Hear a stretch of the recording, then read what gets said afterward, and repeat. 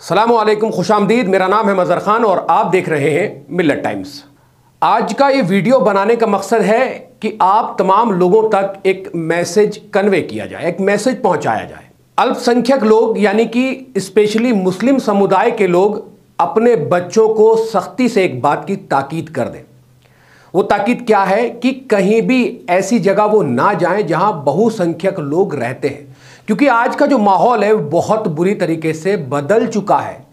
एक विशेष समुदाय के खिलाफ दिमाग में गलाजत और नफरतों का जो परचम है वो बहुत ही ज्यादा फैलाया जा चुका है। एक मसला मुरादाबाद में हुआ है जहां एक छोटे से लड़के को पकड़कर, वो लगभग नाबालिग है, वो अपने घर से अपने घर का दूध लेने जाता है, उसको लड़की छेड़छाड़ के आरोप में उसकी पिटाई की गई है।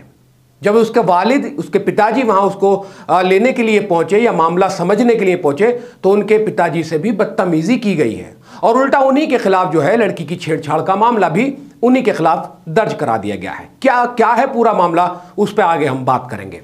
तो कहने की बात सिर्फ ये है कि जिस तरह से लगातार हम देख रहे हैं, बहुत सारी वीडियोस, बहुत सारी चीज़ें ऐसी आती हैं जिनसे हमें सबक लेने की सख्त से सख्त ज़रूरत होती है, अपने बच्चों को रोकने की ज़रूरत होती है। और एक बार क्या कहा गया था कि इन लोगों को कपड़ों से पहचानो। तो जो हम लोगों का पहनावा होता है, कुर्ता पजामा या इस तरह की वेशभूषा, जिससे कि इजीली पहचान हो जाती है, और पहचान मुसलमान वैसे भी नहीं छुपाता है, तो अपने बच्चों को ताकीद करें, समझाएं और इस तरह के मामला से उनको रोकने की कोशिश करें कि इस तरह का उनके साथ कोई मामला ना हो। अब आइए चलते हैं, बात करते हैं पूरा मामला ये मुरादाबाद में हुआ क्या है, आखिर उस नाबालिग बच्चे की क्यों इतनी बुरी तरीके से उसके वालिद के होने के बावजूद पिटाई की गई है। जब एक पिता अपने बच्चे के सामने खड़ा होता है तो उसके लिए वो पूरी दुनिया होता है, लेकिन उसी के सामने उसके बच्चे पे अगर जुल्म और ज़्यादती हो रही है तो ये एक बहुत बड़ा सवाल है कि हमारे देश के ये कुछ नफरती लोग इस नफरत की आग में आखिर कितने आगे चले गए हैं।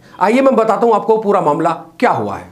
मुरादाबाद के रामगंगा बिहार में गोपाल चाट भंडार के पीछे एक मुस्लिम नाबालिग लड़के को सिर्फ इसलिए कुछ नफरती लोगों ने पकड़ लिया कि वो उनकी कॉलोनी में से होकर दूध लेने जाता था। बस ये बात नफरती लोगों को पसंद नहीं आई और उन्होंने लड़की छेड़ने का आरोप लगाकर उस नाबालिग मुस्लिम छात्र की जमकर पिटाई की। वीडियो आप देख सकते हैं, वीडियो चल भी रहा है और वीडियो आगे मैं आपको दिखाऊंगा अभी। जब उसके पिता को खबर मिलने पर उसके पिता वहां पहुंचे तो बेटे ने कहा उसने कोई लड़की नहीं छेड़ी है। तब पिता ने कहा कि चारों साइड सीसीटीवी कैमरे लगे हैं, उसमें देखा जा सकता है। तब उन लोगों ने एक बेबस बाप के सामने उसकी बेटे की जमकर पिटाई की, इसके साथ ही पिता को भी मारा और उन्हें गंदी गंदी मां बहन की गालियां भी दी।